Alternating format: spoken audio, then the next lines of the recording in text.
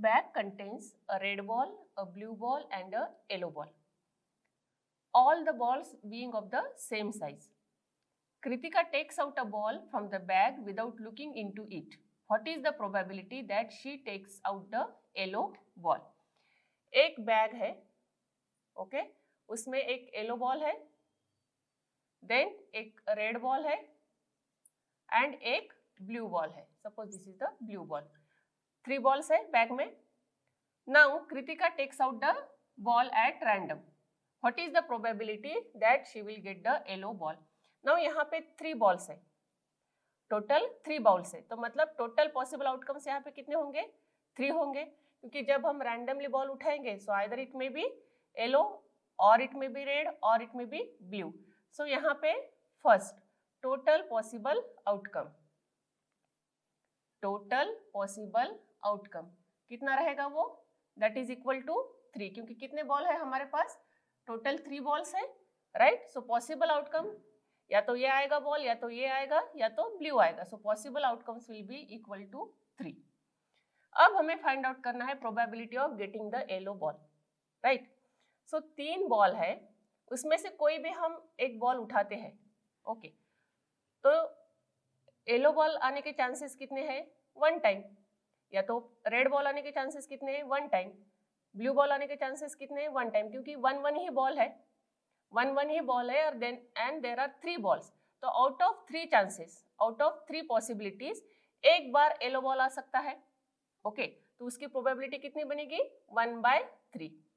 Blue ball की भी probability कितनी बनेगी? दैट विल बी आल्सो 1/3, क्योंकि एक एक बॉल अगर हम उठा रहे हैं, 3 बार हम बॉल उठा रहे हैं, तो उसमें से एक ही बार आपका ब्लू बॉल आएगा, उसमें एक ही बार आपका रेड बॉल आएगा. तो उसकी प्रोबेबिलिटी जो होगी that will B 1.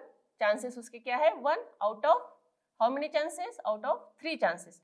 That's why the probability of getting either yellow ball और रेड बॉल और blue ball it will be 1/3. So हम कैसे लिखेंगे इसको? Total possible outcomes that is equal to 3. Now let E be the event, हम इसको E1 नाम देंगे क्योंकि 3 हमें फाइंड आउट करनी है. Let E1 be the event of getting yellow ball. Okay, let E be the event of getting yellow ball, right? So n of E क्या रहेगा? Therefore n of E1, n of E1 कितना है? 1 chance है उसका, so that will be 1.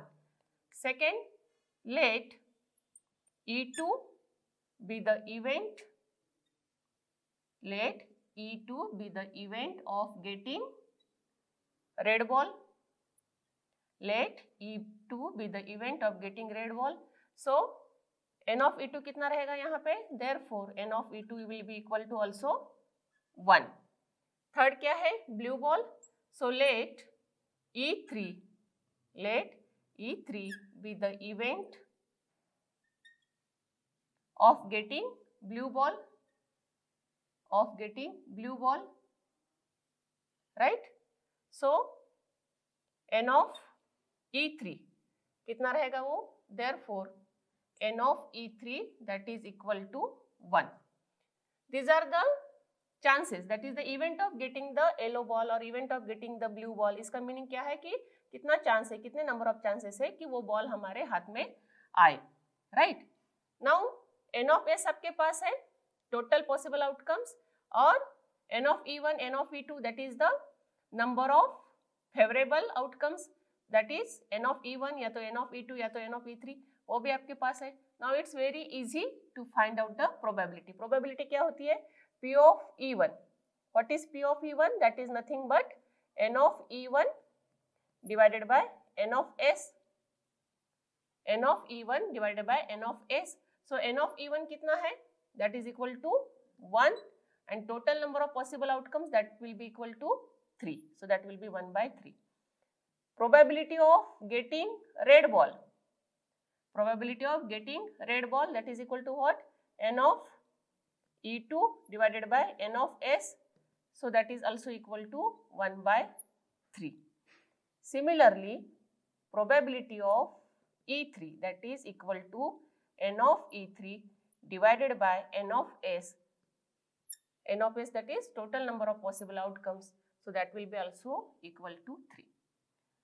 Now these are the answers of this question, but यहाँ पे अगर हम एक्स्ट्रा बॉल डालते हैं, okay, suppose that ball is blue, suppose that ball is blue, अब यहाँ पे हमें फाइंड आउट करनी है probability of getting the red ball and getting the blue ball. Okay, this question is over, right. Suppose हमने यहाँ पे एक ब्लू बॉल एक्स्ट्रा डाला और हमें फाइंड आउट करना है कि उसकी प्रोबेबिलिटी कितनी बनती है.